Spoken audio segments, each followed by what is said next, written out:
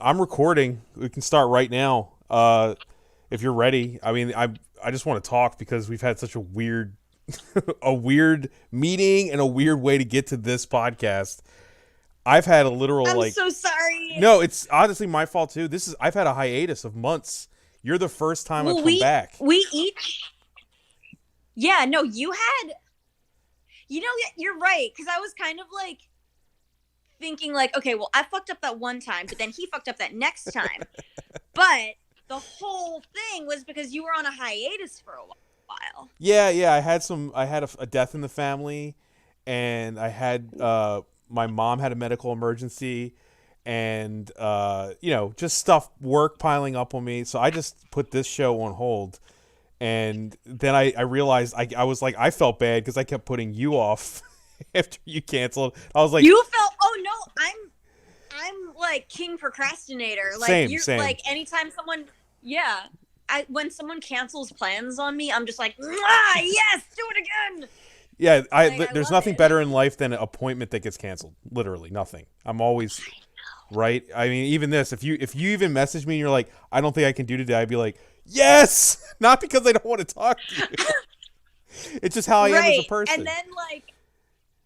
And then like the other person's thinking like, oh, I don't know, like whenever someone cancels plans on me, like they think I'm upset about it, so it's like now not only did they do me a favor, but they think they owe me one for doing me a favor. Idiots. Right.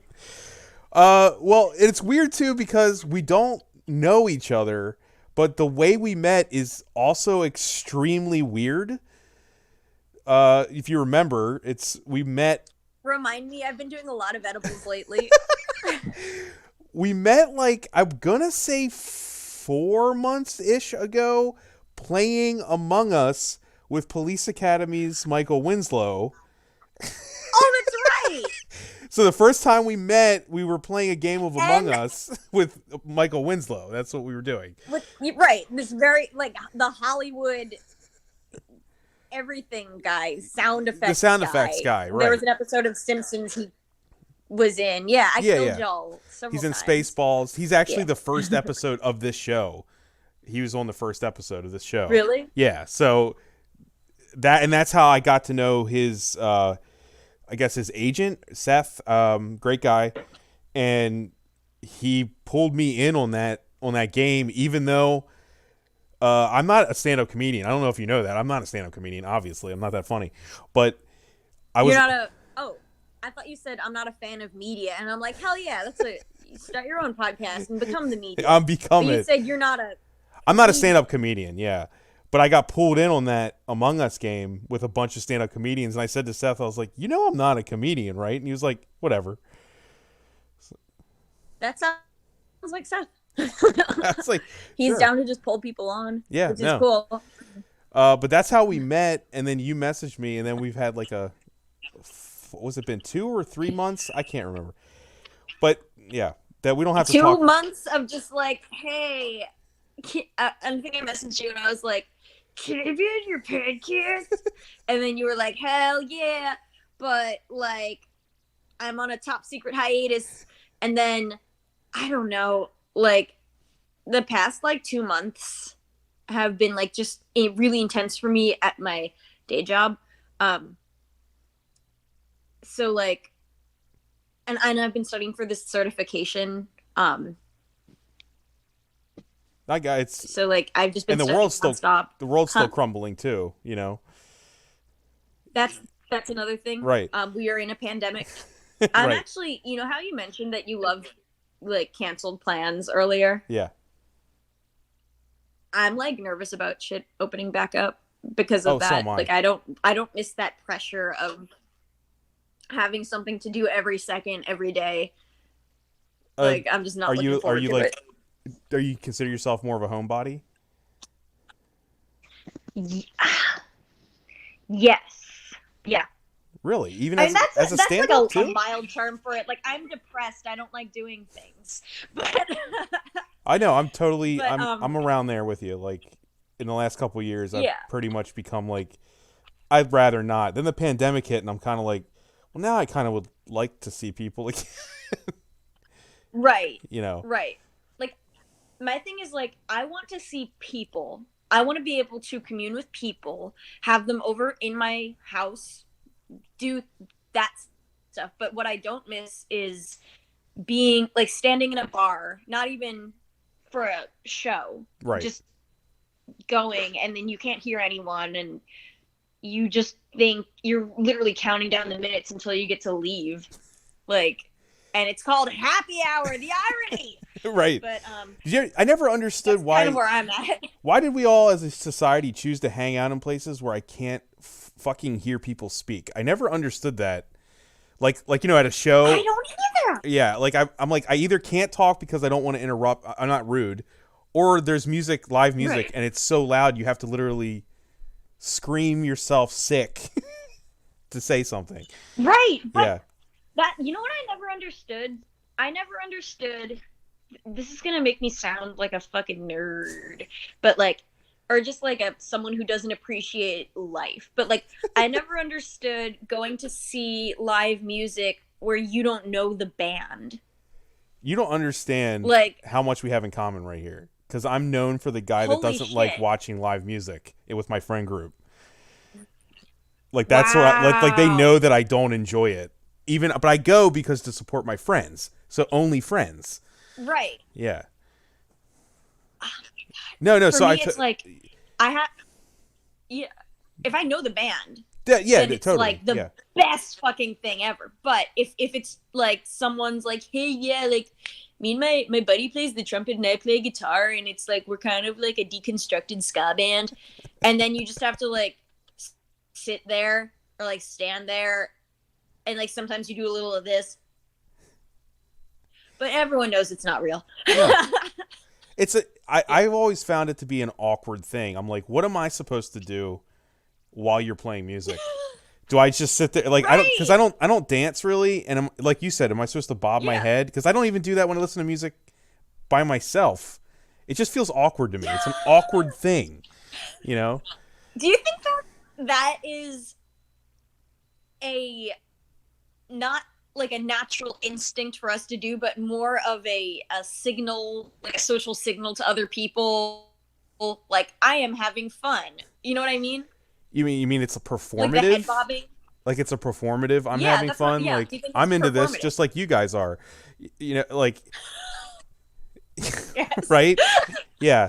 Because I'm pretty honest about like when I'm not having fun. So like I don't Me do too. that stuff.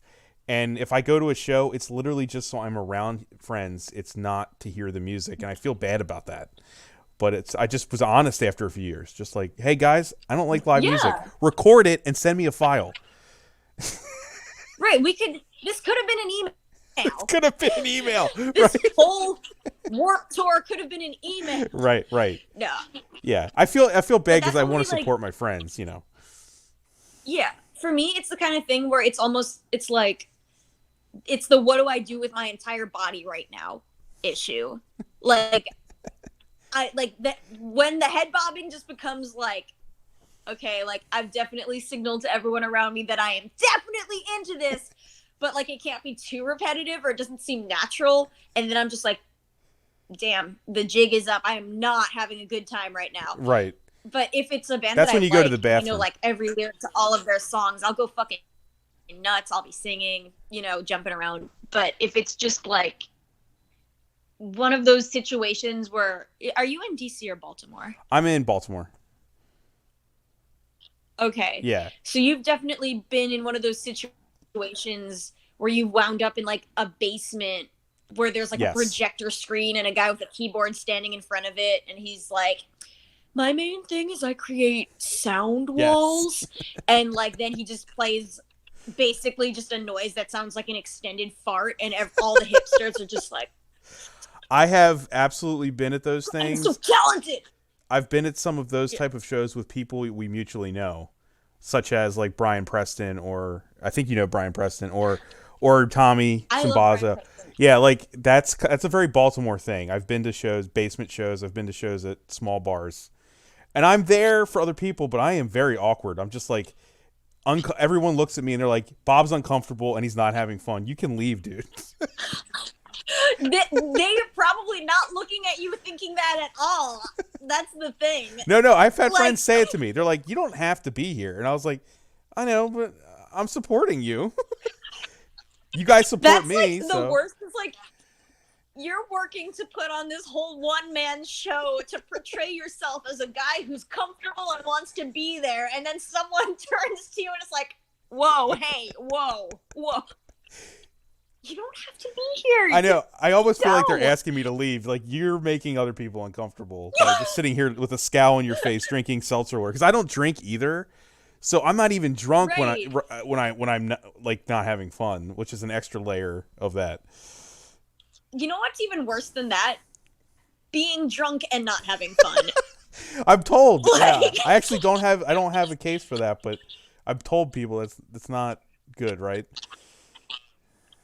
No, it's like you're sleepy. You're genuinely like, just like, damn, like, I want to take a nap right now. That would be more entertaining than what I'm going through with this guy in front of this projector with a synth Well, you know, situation. that's a good point too, because like my complaint, I live in Baltimore, so I go to a lot of these shows. I go to a lot of theater stuff. I used to, at least, and I'm a big dude. Yeah. There's also no comfortable seating. Like, as much as I don't want to be there, there's no actual good chairs. You know what I mean? Like, maybe I can withstand Okay. a lot if you give me a good chair. That's the Give me a couch. that's been the missing factor the whole time. Give me a couch and I'll One withstand damn anything. good chair. Damn good chair. I'm very simple like that. But Okay, well, can I expose you to the flip side of that predicament? absolutely, please. Okay, imagine being a 5-foot little girl who can fall asleep anywhere and any surface. You could easily curl up in a ball and take a wonderful nap, and that's what you would rather do. And it's everywhere. The whole venue is your little nap zone, and you can't do shit about it because that would be weird and rude. So yeah, you could just find little cubby holes all around the venue to just curl up into and use. You know, you can use a jacket as a pillow. You know, like you Yes. don't need much, is what you're saying. You can just lay anywhere. Exactly. It's like imagine you're really like just bored and sleepy, but you're forced to essentially stand on your bed and just stand there Right. while all this noise happens. That's what going to a live show is like for me. And you're distracted the whole time thinking of excuses you could make in the next 10 minutes to start the process like of I'm leaving. gonna expect that. Right. Like I'm gonna go inspect that little ledge next to the window really closely for about 30 minutes. Don't mind me. Have you ever like you know yeah. like how there's like the initial crowd and then there's the area near the door? Have you ever separated yourself from the crowd and then like looked at the crowd and like, if I leave now, they won't know. And then everyone will think I said Yes. goodbye to one person. So I just you just Irish goodbye, but everyone will assume that you had to leave for some serious reason, but you just sort of phased yourself out of the night. Yeah. It's like Homer Simpson disappearing into the bush. Exactly, Just right. I've totally done that. But I feel guilt. I have guilt about it too. Don't get me wrong. I feel like you went there to support your friends. Right. And also, I feel like, I hate to say it, I think I'm a little biased as a comedian, but like, I feel like live comedy shows are funner than live music shows. I am going to 100% agree with you there, because to me, listening to live comedy isn't awkward because I know what I'm supposed to be doing. Yes! You do one thing and it's ha-ha! Right. That's the only rule. Right. Like...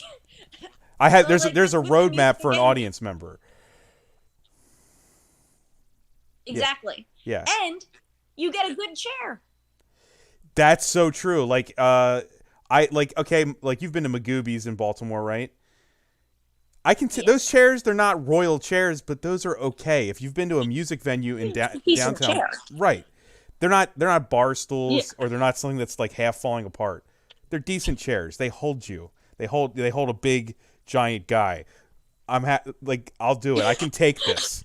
I'll watch a 2-hour show. Yes. I think when I saw Pauly Shore there, it was like a 3-hour show. Yes, I saw Pauly Shore at Magoobies, but it was like a 3-hour show. My ass was literally numb by the time it was over. That's how you know it was worth it. I guess. I'm not saying that was a plus, but it happened. But yeah, like I totally agree with you. Like there's great comedy and like not being able to feel your own butt. Right. Like, wow. Right. Twofer. But I totally agree with you. Like there's an awkwardness that comes with anything that isn't someone talking on a stage. For me. Yeah. Like I could watch a theater production. How do you feel about theater? If you go to theater, I don't even know if you do. Like, no, like I did theater in high school. Like, my thing is like, how do I put this? I have spotlight envy a lot of the time. Okay. I know, that's sick. I'm sick, you know? And like, but I like musicals. I like watching musicals. Which is weird because you don't like the live music. Okay, but it's a whole different situation. It's a different dynamic, different rules. Like, you know, they don't expect me to get involved. You know what I mean? Right. I don't need to do a whole performative like virtue signaling that like, yeah, you're great and I'm having fun and I'm glad I'm here. None of that. You just sit there like this and you absorb the experience and it's great. It's a story. It's a story. You're watching a story, so you can just it's sit like back. Yeah. Theater, but better. And if you want to sing, you have that option. But if it's like someone's one woman show, you know what I mean? Right. Yeah. No, I got you. Like as long as I don't know them, as long as they're like a random, I'll be watching. And I'm just like, I have a funnier story than that. Like, that's like bad. You know what? That's saw something that one of the better stage shows I've ever seen in Baltimore was actually the Vagina Monologues. Like that actually kept my attention because to me that was like a theater performance, and it's got elements of stand up in it, whether you want to argue it or not. It's like it's funny. There's funny aspects to it. That actually kept my attention, and I didn't feel awkward at all. Like I had something to do. No one was. I wasn't worried that people were looking at me like a live music show. Right.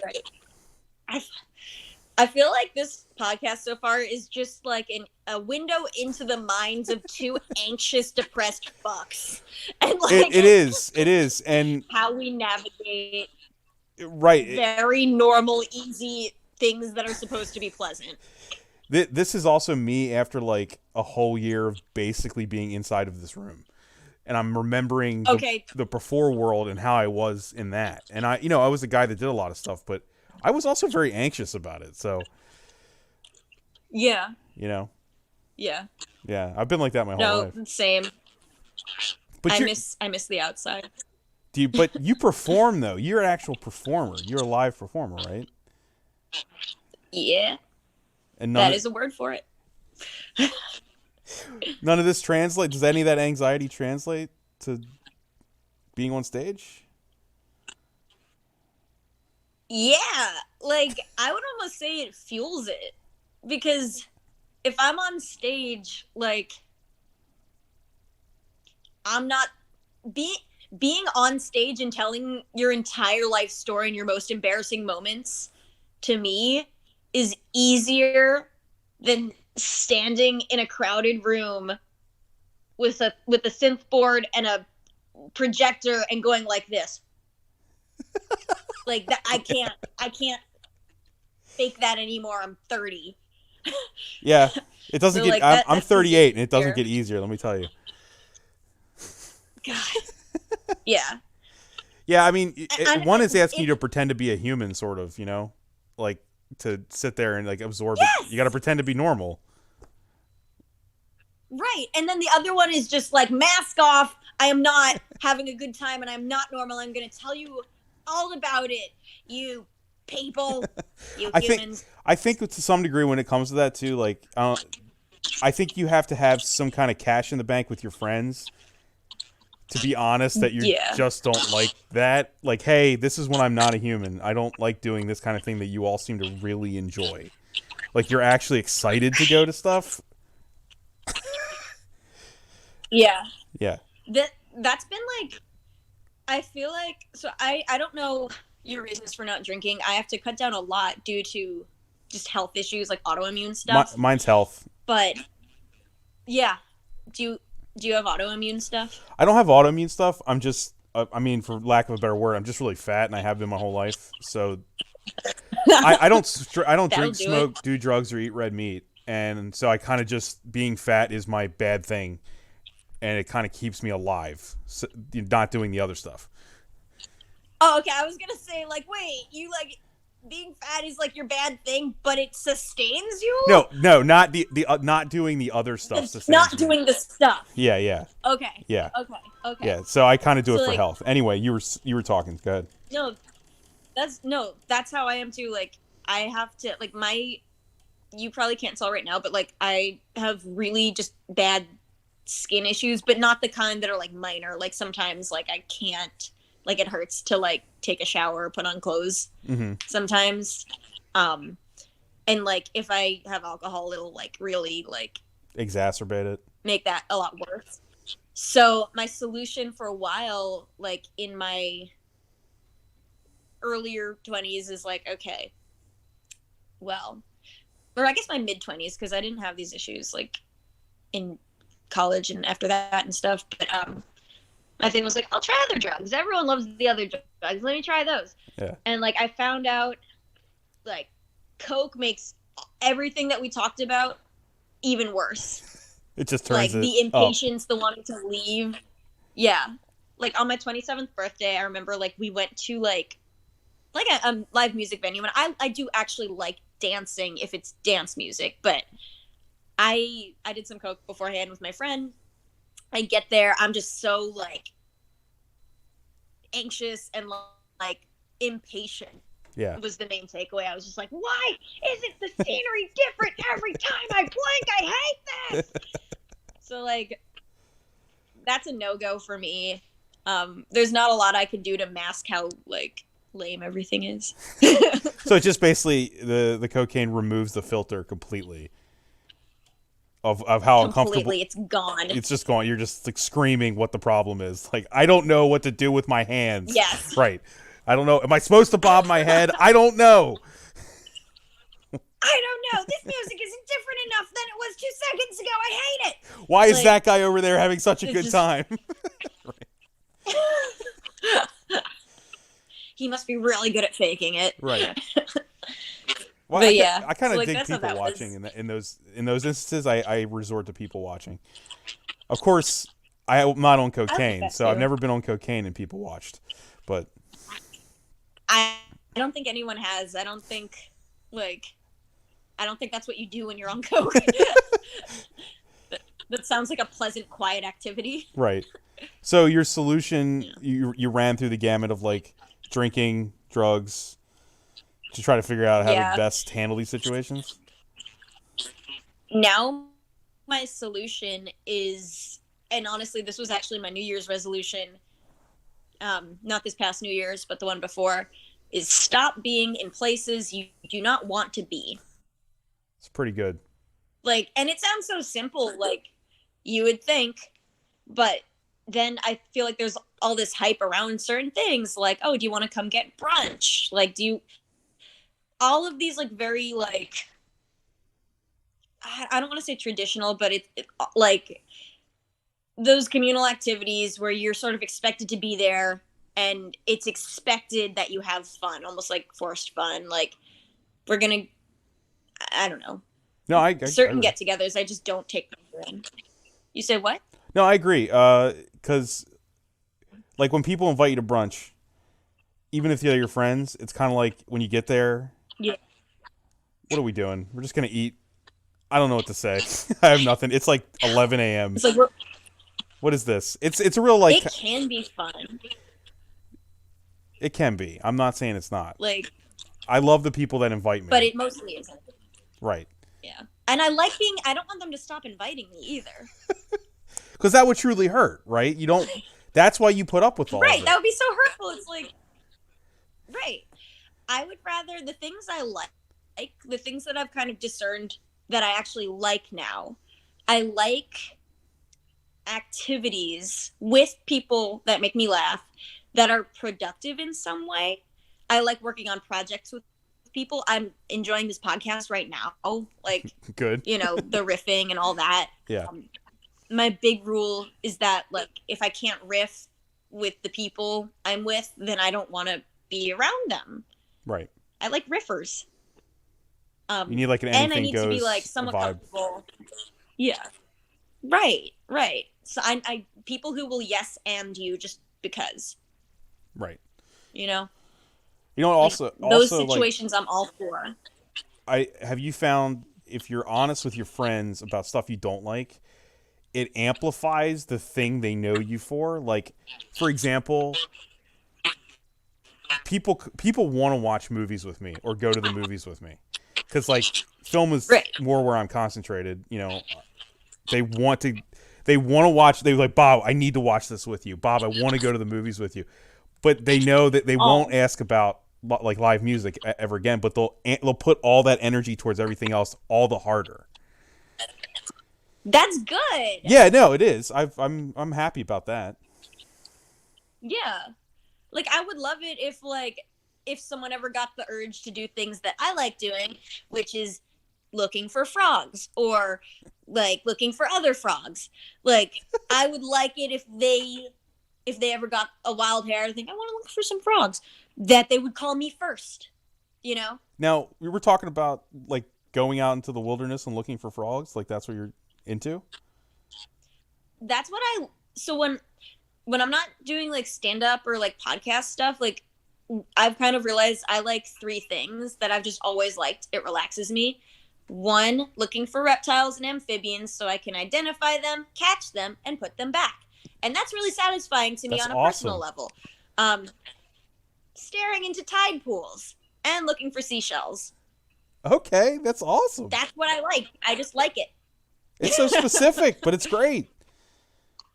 I like it. Yeah. Yeah. Now, do friends So, actually? like, Do you take friends with you, or are you doing this stuff by yourself?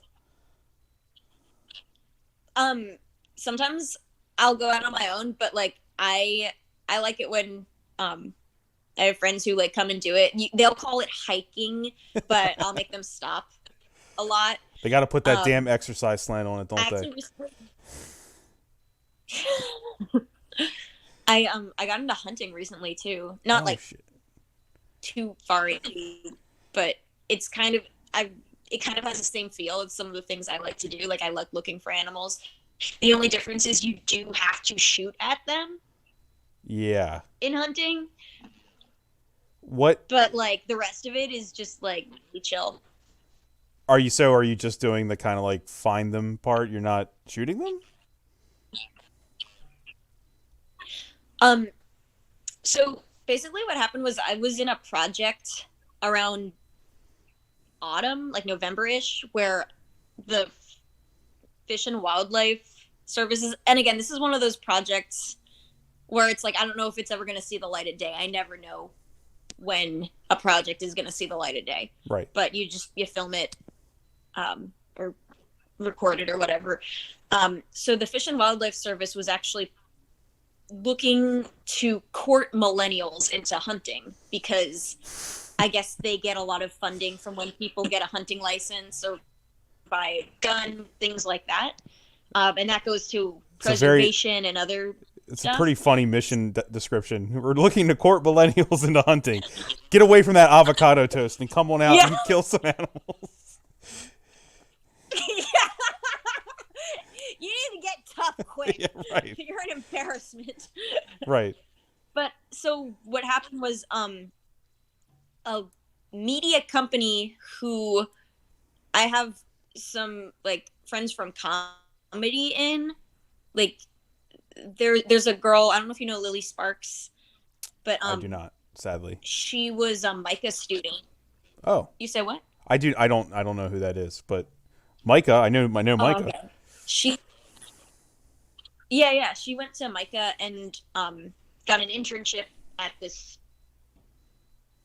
media company, or I don't know what it is. They have cameras, and I guess they make little film projects. Gotcha. So she got me on this project where they took three millennial comedians, even though in the project itself we didn't say we were comedians, and like showed the process over 3 days of us learning how to use a gun and hunt.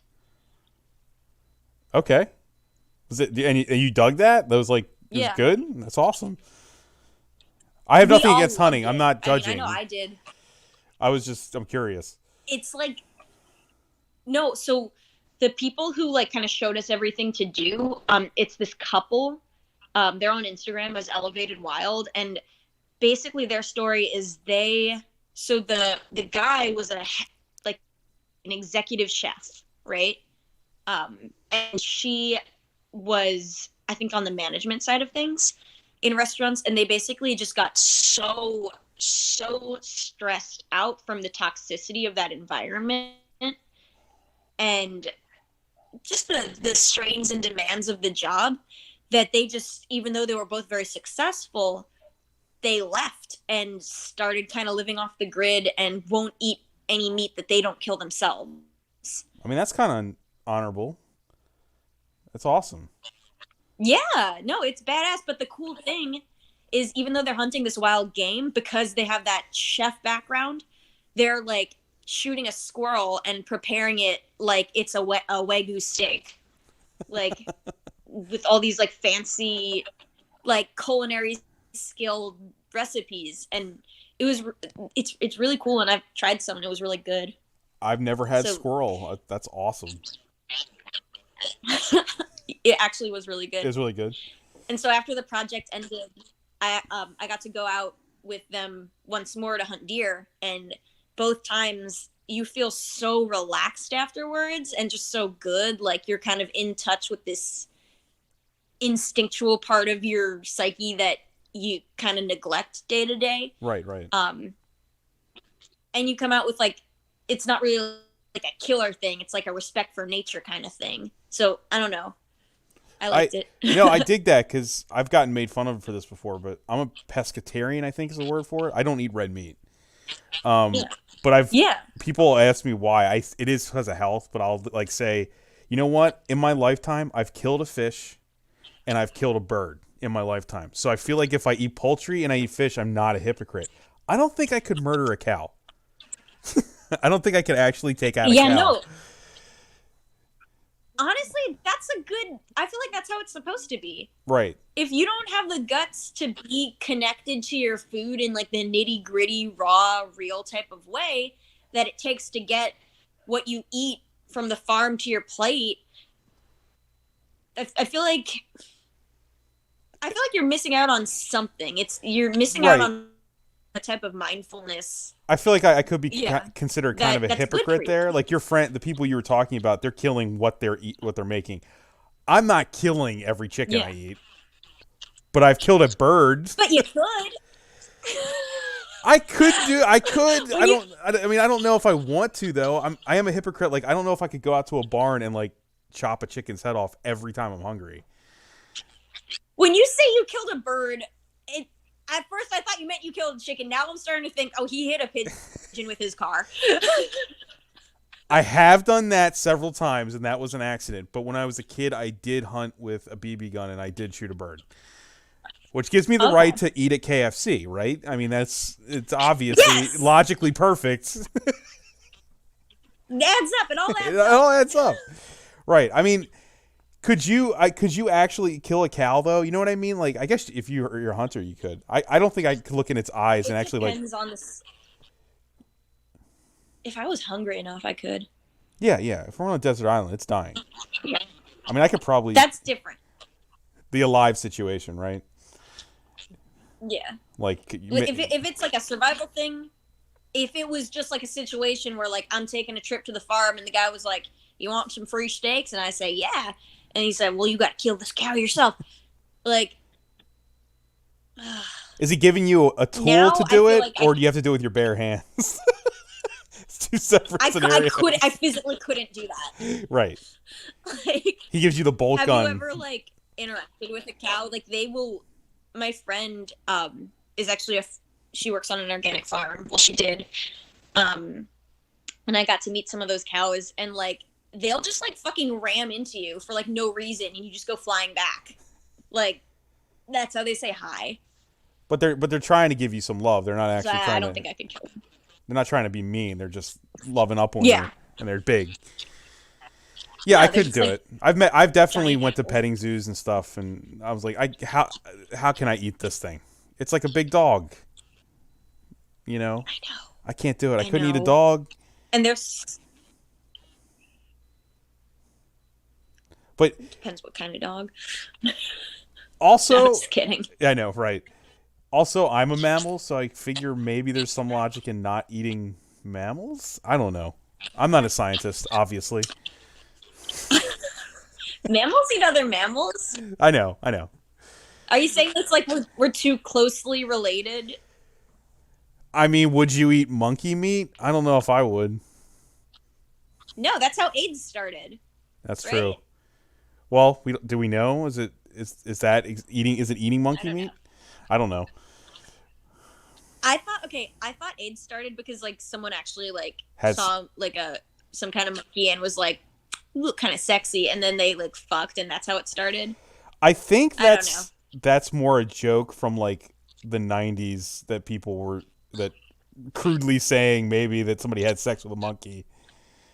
I don't know if there's any validity to that. I don't know. I think everything. We both could easily literally. Google it, but I have no clue. But I have no. Yeah, I don't. It has to do with monkeys. I remember that. I've seen the movie Outbreak. That's what I know. That's about all the science I've done on it. Yeah, I mean, did somebody have sex Although with a I bat? also could be. You said what? Did somebody have sex with a bat to get us here? We don't know. Yes, actually. No, I don't know. What are the logistics of that So too? some weird. Right. You know, we haven't even The brought. logistics, you have to hang upside down. And were they dressed like a only way. vampire? Was it like a fetish? Was it cosplay? Or was it just like a mistake? How do you make that mistake though? Who knows how? You know? I don't know. I don't want to put myself in like the mindset where I know how one could make that mistake. So I'm not going to think too hard about it. We'll move on from there. The one thing we haven't We'll even move on brought from up there. is you What? are a writer for Hard Times, which is incredible, by the way. Thank you.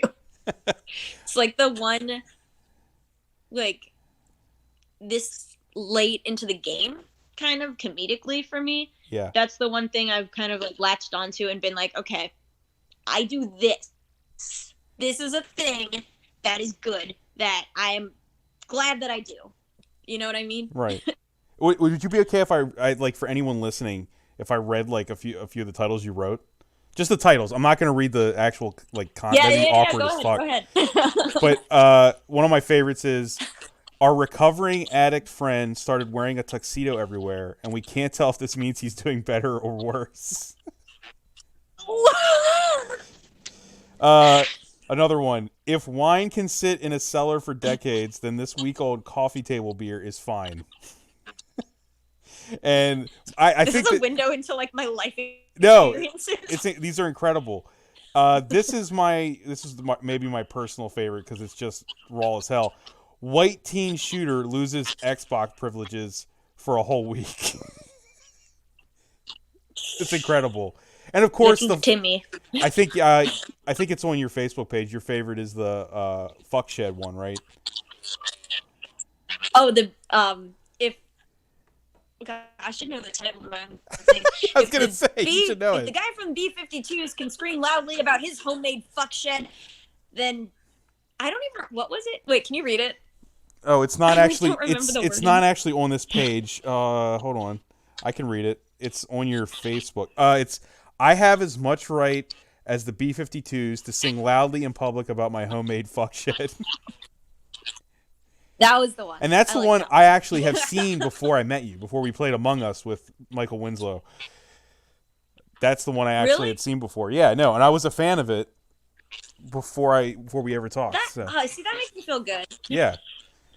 So how Sometimes, did you land that sometimes when you're gig? doing, um, so I started. Basically, I started like this is a well, this is actually like not that complicated a story. I started um a little Facebook page where I just like post little one-liners and stuff. And I started that because something I said, like a post of mine went very viral, and the girl I was dating at the time was like, you now you start a page, and people who want more of that go there, and then you get it makes you look more legit, I guess, Yeah, yeah. in comedy world. And so I started posting jokes about like music jokes. Like I had a little one liner about ska music go pretty viral, and then my friend who like right is one of the editors for the Hard Times. He's like he's seen some of them and thought I'd be a good match. So you have to make like a 20 pitchable headlines to them, and if they approve one, then you get to keep pitching. Oh, So one awesome. of mine got approved, and then I just started pitching as much as I could. My goal was to have one per month, um, but I ended the year at 10. But I'm still pretty happy Still, they're awesome. They're about it. hilarious. Also, your Facebook Thanks. page has Yeah. a really healthy following, so it worked. I'm trying. Yeah, I don't know what I'm doing. I don't know what I'm doing. I feel like that seems like the right thing to do, and it's fun, and it's nice when people, when you make a joke, even if it's in an online, format, when someone's like, "This made my day," like, and I'm just like, "Whoa, cool, enjoy that." Serotonin that your brain produces naturally. I'll bet that's nice, huh? I mean, yeah, and they're giving you a serotonin hit too by saying it. And is there any better They are. drug than that? Yeah. That's kind of the drug, right? No, It's the there's not. best. It feels the best thing. You know how I was telling you about things that I like just naturally, Yeah. that I don't need anything else but. Yeah. In addition to looking for reptiles, in addition to looking for seashells, I fucking love making people laugh. It's the best fucking thing No, that's in great. the whole world. When anyone ever tells me they watched something I made, or I don't know them and they watch something I made, I'm always like, I feel like I'm a little less afraid of death. Yes. Like, oh, good, I made an imprint on somebody. Now I Well, can die happy. or yeah, no, that's how it goes. So I don't know. I think that's why like a lot of depressed people are comics, because it's like, oh, if I can't make myself super happy day to day, like little bursts of making other people smile or laugh kind of get you by. Yeah, it kind of I guess you're throwing like out the it's healing like that you can't do. microdosing dope. Yeah, this is Yeah, microdosing like dopamine. microdosing serotonin. I mean, you could argue that's what memes, like meme lords, do. Like if you have an account that's just all memes, Yeah, you're doing drugs you're basically. microdosing dopamine. Right? Yeah. But that's why it's so. It's actually, I would argue, like making memes and those little things. That's why it's so addictive. Yeah. Like I have I'm friends. Do you know Mike Fellows? Say it again. Do you know Mike Fellows? He's a meme guy on social media. He's I memeing into the void. I do not know him, but now I will. I'll look for him. Check him out. He's really funny. He's very he's good at it, but it's also like this self-propelling habit almost, because of, like you said, whenever a bunch of people show you, oh, this image you created, this string of words you created made me really happy, it in turn gives you that microdose of dopamine, and you keep doing it. And so he'll just like mass produce like a whole series of memes, kind of along the same premise, like kind of rapidly, and they're all really good, but Yeah. I get the mindset of like, why? Because You mean like, why is he doing that? You're I don't know, asking. it's addicting to get that feedback, and like, you say what? You're saying the why as in like I don't understand why he's doing a mass clump of them together. Is that what you're asking? No, I'm saying like I do get why he does that Oh, because okay, if okay. sharing one successful little joke and making someone smile is like one burst of dopamine, imagine like a whole bunch right after the other, you know? Yeah, And it's a good creative outlet too. it's like a slight. It's like a Like he has this series of Jay Leno memes. Oh, what was it? no Jay Leno memes. Go ahead. I'm sorry. There's a delay if anyone's listening. Oh, It's not. It's technology sucks. I know. We have a lag. It's fine. We're making do. Yeah. Jay Leno memes. Um, Yeah. but he has this whole string of like Jay Leno memes, which is essentially it's just a thousands of different formats of Jay Leno saying, "You seen this? You heard about this?" But like he just puts it in so many contexts. It's really funny. Just you and describing that to me hundreds is of them. hilarious. I haven't even seen them. Right. No, you should check them out. Like they're all on his Instagram and stuff, and they're all. It's like such a simple thing, but like the repetition of it in combination with like the absurdity of it and just the absurdity of someone devoting themselves to that very specific idea, it just creates like a really good humor about it. So I don't know, they're really funny. No, I'm usually always impressed where people's minds go with memes. Yeah. I've made a few myself, but I always feel like my references are like an old man's references to movies or something, so they never quite work out. Like I'm not young and cool enough to really hit gold often when I make them. So What are yours about? they're few and far between. I'm not nearly on your level or probably his, but they're usually I'm movie not on a references. level. Well, you got a following. I don't know. I have an 8,000 person following on Facebook.com.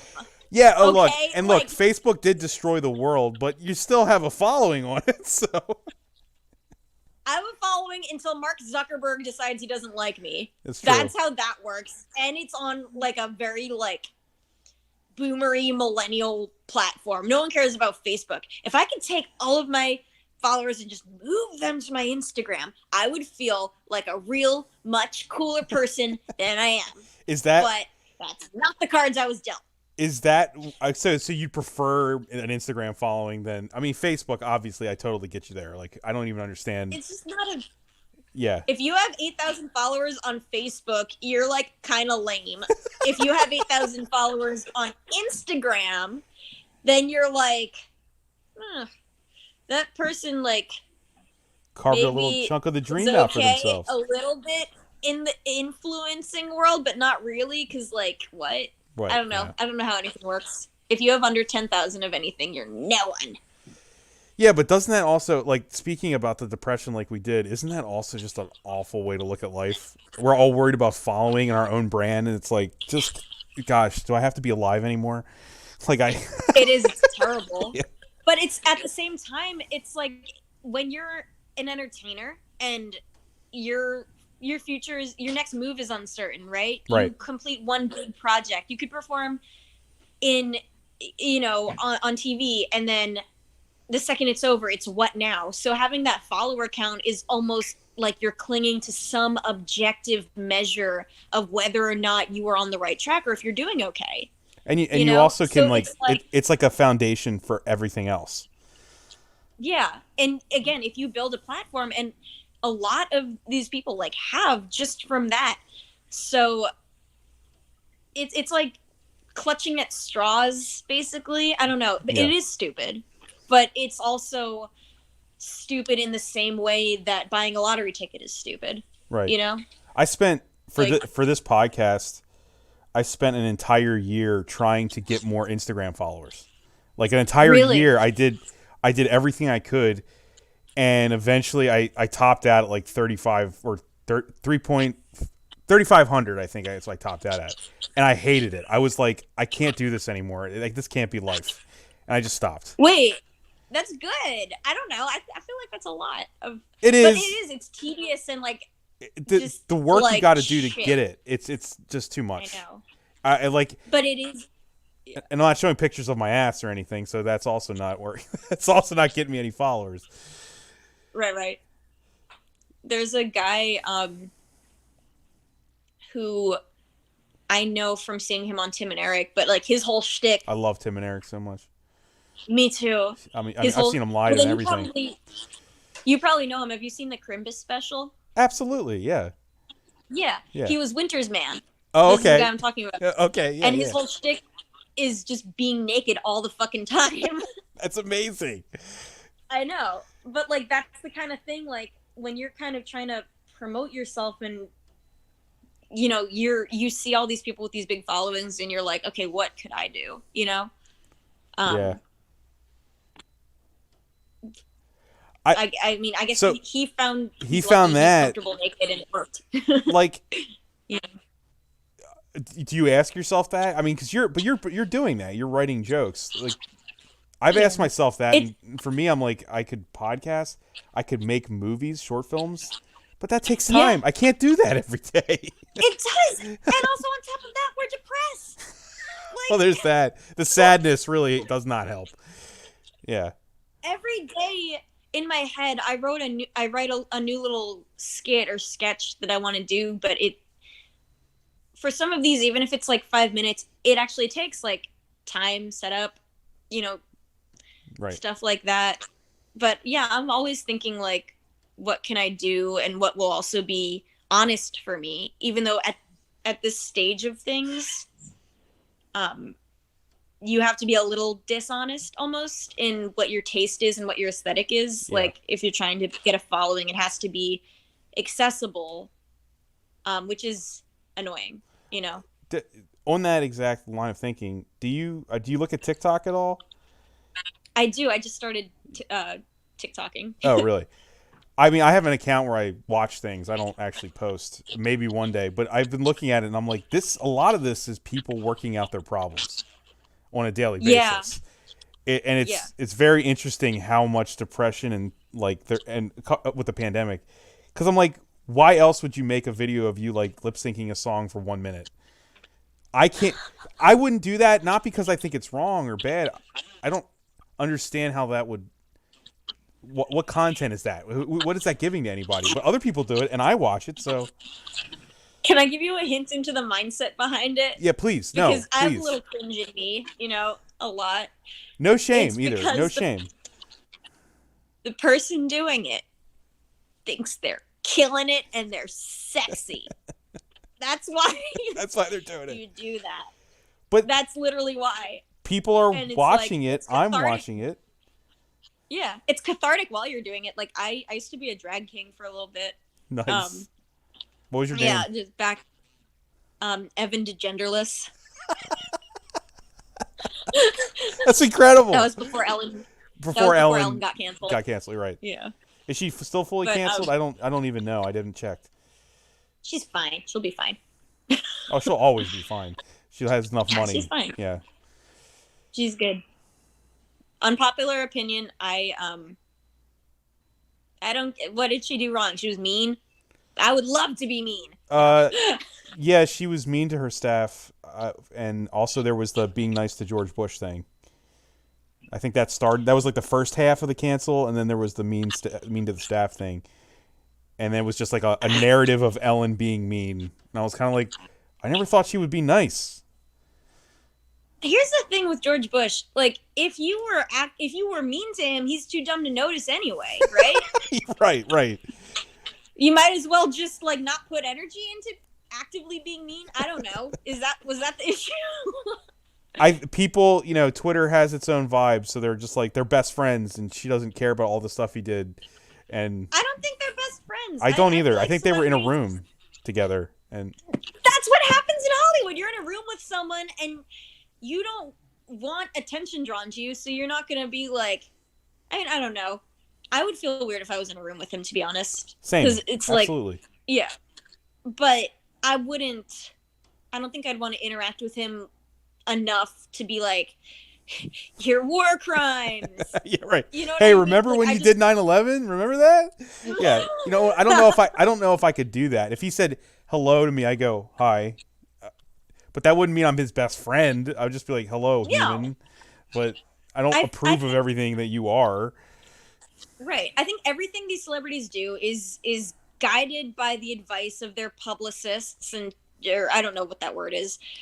Um, whoever tells them what to do to look good to the people, right? Right. Um, and so I think she was advised your whole thing is being nice. So if George W. Bush wants you to be nice to him, you can't break character by not being nice, or they'll say something about that. And she's like, okay, I don't think any of this has anything to do with any celebrity's actual friendships, relationships, anything. Right. No, I agree. I Think, When it happened, I was kind of yeah. like her being nice to somebody else who has power. I was like, they're in a room. They're gonna just be cordial. They're not. What do you want her to do? Hit him with a bat? I don't know. Yeah. Like, I think, yeah. Now it's kind of, we're in an age where I think a lot of people want some realness as far as like you can't just be cordial anymore. That's not going to do anything. Like they want celebrities to kind of be activists as well. Yeah. But Ellen's from a different generation where your job as a celebrity is to not stir the pot. So I think there's just a clash there and it exploded in her face. Also, she was mean. No one likes a meanie. Yeah, but I mean, I always assume, I assume that a lot of That celebrities are celebrities are mean. assholes. They are. Right. That's the thing. She just Yeah. got caught. I've been on film sets with people that aren't famous who think they are, and they're always assholes. So I can't imagine the Yes. people who actually are famous. They gotta be assholes. Right. I've met like I've worked with some headliners. Well, actually, most of the headliners I've worked with have been really nice to me. Ron Funches, even though I was kind of like really annoying because I didn't know much about what it's like to host a famous comic, and I was being a fan, and they hate that. Oh But yeah. he was still really cool. He played video games with me and like talked to my friend who's also a fan. I did everything wrong. But That he was my liked it first though. hosting gig. Huh? But he was into it because you treated him like a human being, not like a star, right? No, I did the opposite. I Oh, treated oh. him like I was his fan. I didn't know that that's not what you were supposed to do, but he was really good about it. Like he like I said, he let me play on his Switch until he decided I was not good at Mario, but like he still let me. And then he talked to my friend on the phone who is a big fan of his, so he put up with it, and it was really like nice of him in hindsight, because now I know you're not supposed to do that. You're supposed to let them chill. um He's really great too. I don't know, I really like Ron yeah. Funches. That's awesome that you opened for him. Yeah, but the reason I brought that up is because a lot of the headliners I've worked with have been really sweet like that.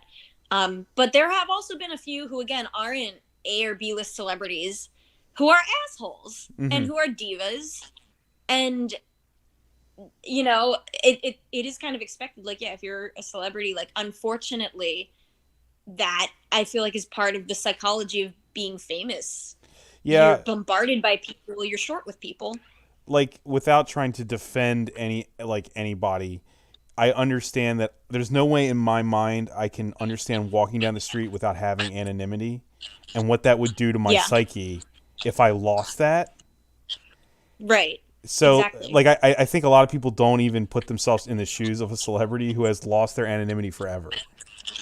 Right. Not that I want And to it's play like they're, play a violin for them or anything. It's just they're in a different yeah, world than you. it's different, and I feel like it's lonely. What I imagine for them, did you ever play Pokemon Red or Blue? No, but Or were you, I had friends who did, and I know what it is.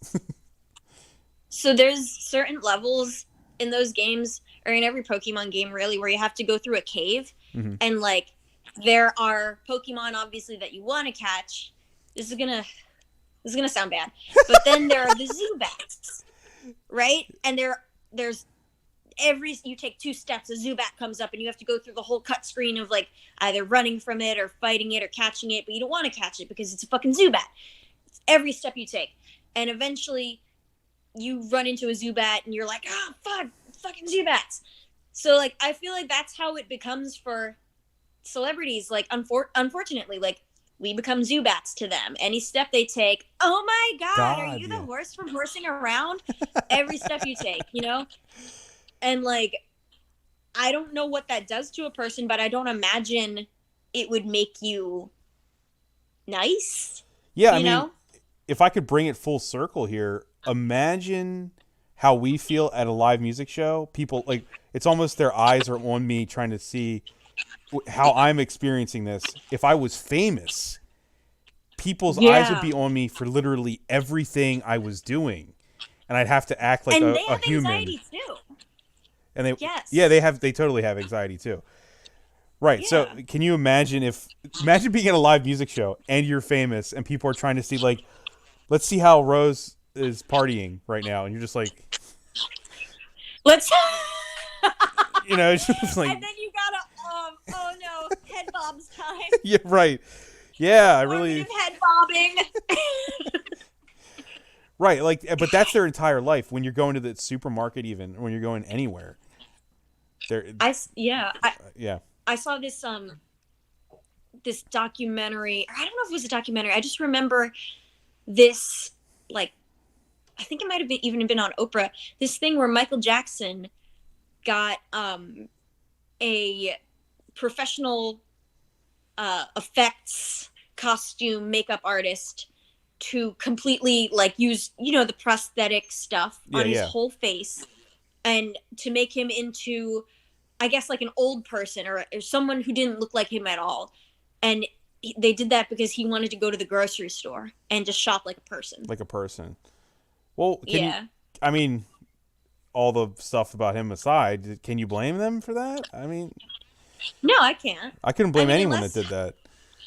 yeah, like there's something to be said apparently for having your anonymity and being a person.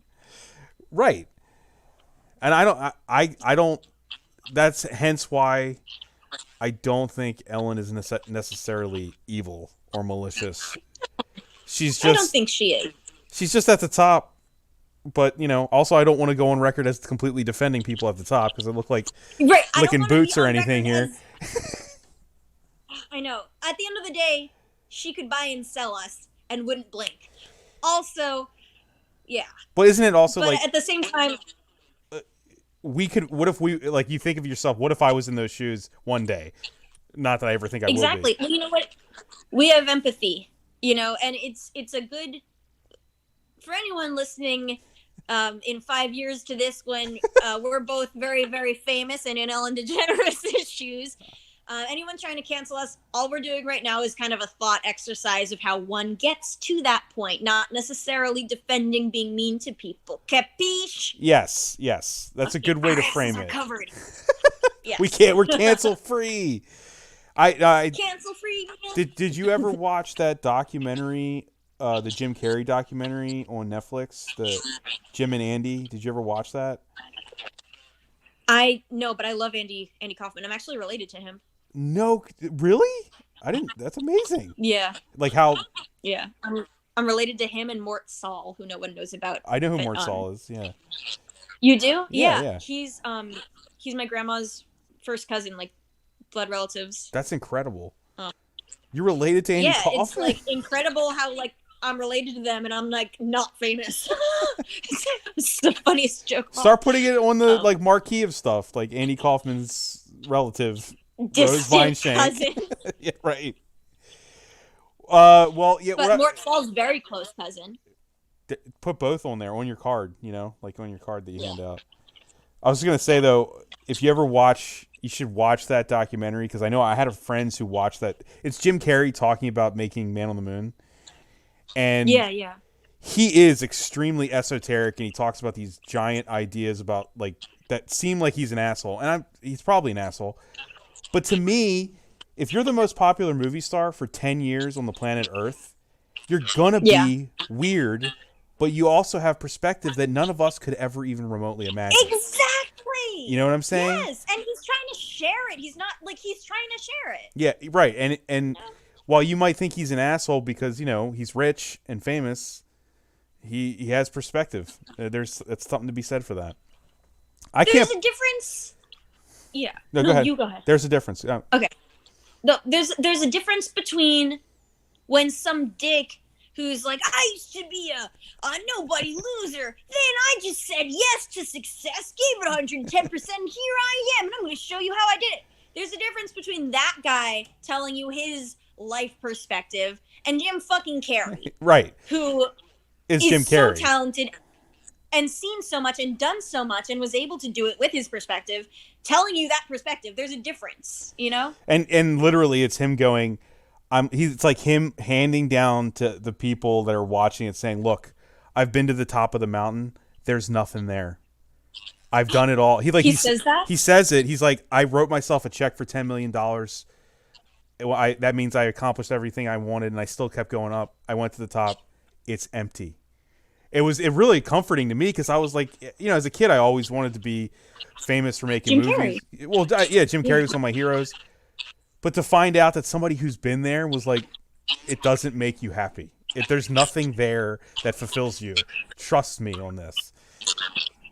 Wow, this is so comforting. It indicates that I can stop trying.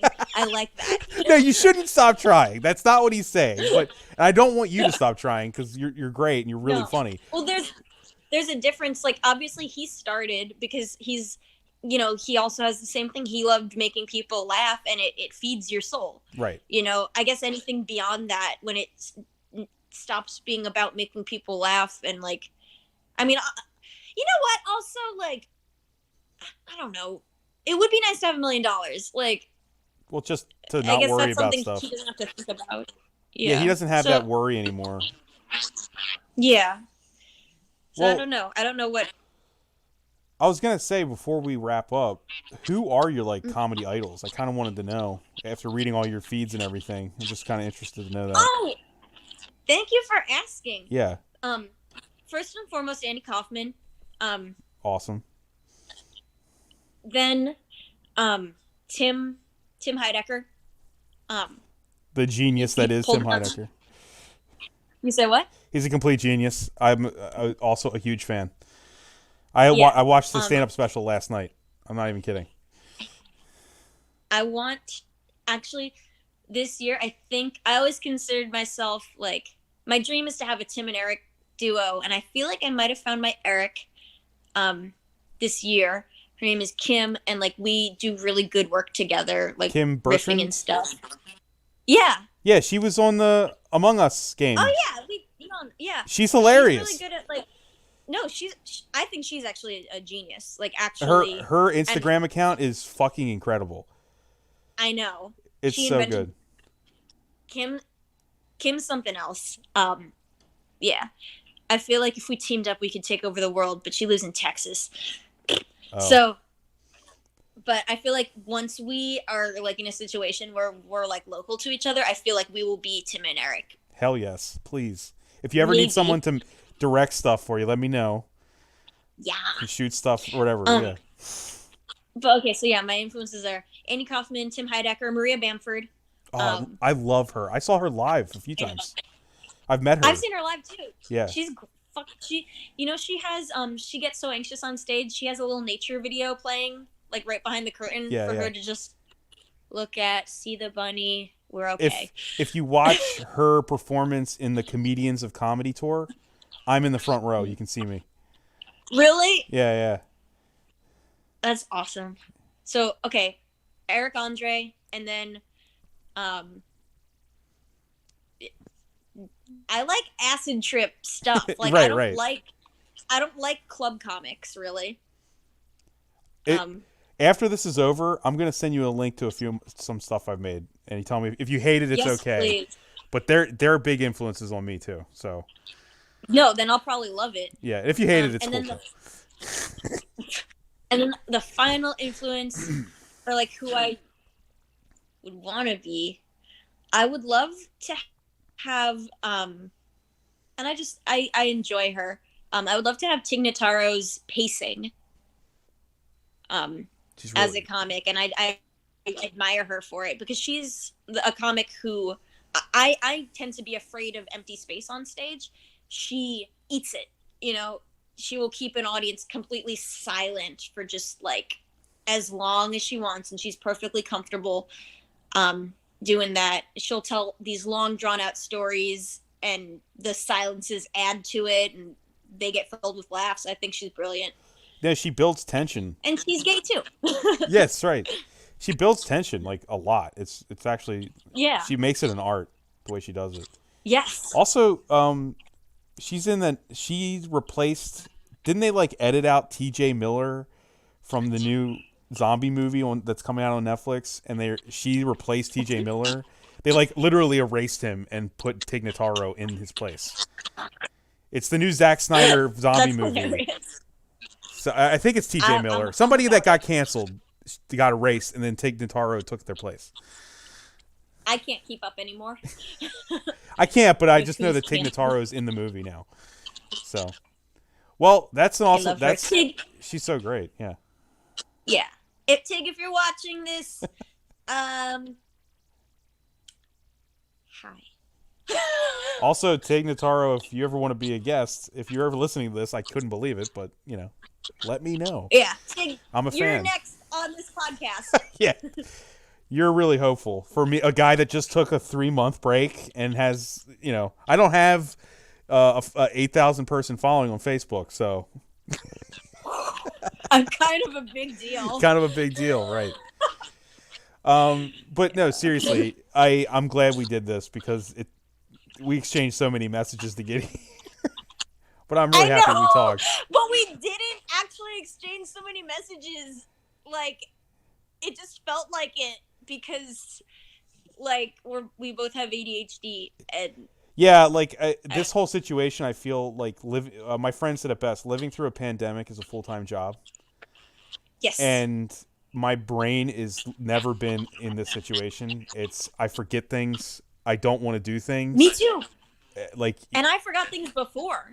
Yeah, like I was like that before, but now I just like the last time that I canceled on you, I literally was like, "What's today? Oh God, is it Sunday?" And then I messaged you. I was like, "I can't do it today. I didn't even know what today is. I forgot the day, and I was like 3 days off. I thought it was Thursday." It's like, so see, that's how it is. That's life now. Yeah. But I appreciate you hanging in there and actually, coming on. So, and I'm really glad you did. You're doing the same. Yeah, and if you ever want to be on another episode, you just let me know. We could talk about other stuff that's less depressing. But we could talk about things that aren't depressing. The depressing stuff can be fun to talk about. Yeah, it can. It's really a big part of life. You put a creative spin on how you portray it, and it's good. Yeah. But yeah, no, this is you run a good podcast, my lad. Do you have anything you want to plug specifically? No. Yes. Yes. Okay. Hold on a second. Hold on. Okay. Hold on. Don't. Hold on. Shh. Hold on. Holding. Okay. It's happening. Hold on. There's nope. Yes. On Saturday, March 13th, I'm going to be doing a feature spot at the State Theater in Havre de Grace for Missy Hall, who's headlining. And Sarah Roach is going to be there. She's really funny. We have the same birthday, and we're the same height. Kind of weird. And it's going to be a good time, so yeah. Everyone go out to that. I'm assuming also it's in Maryland, so it's still going to be safe and everything like that, right? We're not Texas. We don't well, they don't even let the comedians share a microphone. So they're really good about it. Masks backstage, like they do good precautions. Okay, cool. And if anyone wants to follow you, I guess go to your Facebook page. I don't want you seem like you're not happy about it, but yeah, just be another person on my Facebook page. I mean, I look at your Twitter feed more than I do your Facebook page, so really? Yeah. I don't think anyone is looking at my Twitter, so I just post anything. Yeah, no, that's what like I'm I usually forget that people are looking at it. That's the part of you that I'm mostly absorbing. It's not the Facebook, it's the Twitter. So I don't know. God, those are the jokes that don't make it to the Facebook page. That's Oh, horrible. okay. I'll look at the Facebook page. I promise. I'll go to the good stuff, the creme de la creme. You've already seen the truth. You've seen behind the veil. Yeah, no, it's so stupid. You know, maybe here, let's make a pact. Okay. In the next 1.5 years, you are going to have a steady, like 5,000, 6,000 followers on your Instagram page, and it's gonna be good, and they're all gonna be into the podcast. And I will have 10,000 followers on Facebook, and I will have made it. That means you've made it. Okay, so if we do that, then we can stop trying. That's when we know we can give up. Is if we hit those top numbers. Of the mountain, just like Jim Carrey said. Just like Jim Carrey. We say we're at the top of the mountain, we can give up, and I'm just going to go and binge watch TV until I die. I'm done. Exactly. No more trying. Exactly. God, that sounds just so relaxing. No more producing media, only consuming. Right? Isn't it? That sounds amazing. Okay, I'm down. That's the pact. I'll put my hand up. There you go. Yeah. Boom. Fist bump. Thank you so much. Thanks. Well, do I go now or? Oh yeah. Yeah, we can go. I was saying that's good, but seriously, this is just me talking. I'm recording still, but oh no, I'm just saying thank you. Anymore? I'm just saying thank you. No, thanks for having me. This was a good one. Yeah. I just like talking to people. Play Among Us again. Yeah, I'm always down to play Among Us. You know, and those guys know they always pull me in. I've been on Laugh Finder a few times. You've been on Laugh Finder. Yeah, you've been on Laugh Finder, right? No, every month or so, Violet or like Tommy will message me and be like, "Oh my god, you need to be on Laugh Finder," and they'll think it's the first time saying that, and I'll be like, "Yes, yeah, I sure should would love that," and they're like, "Oh my god," and then like a month later, one of them will message me, "Oh my god, you need to be on Laugh Finder," and I'll be like, "Sure." Let me be on Laugh Finder. Yeah. Okay, yeah. You should though. You should totally do it. And I know Violet too. She's great. I love Violet. Yeah, these are all people that I like. Brian. We know. Well, Brian and Tommy. Brian, I used to hang out with literally like twice, 3 times a week at our spots. You didn't go to St. Mary's, did you? I didn't know. I went to Baltimore Lutheran. Oh, Lutheran. Yeah, I know. Brian actually went to the same college as me, but like some years before. Yeah, no, he's. But yeah, you know that night we all played Among Us. That was actually that was like kind of the beginning of the pandemic, but like I had not laughed that hard. That was fun. I laughed till I cried when I basically like killed everyone, and there was that like thing where that guy was like, why did I just see you kill so and so? And then I was like, I just saw you kill so and so. Right, you just played with them. And I was cracking up the whole time, and then it worked.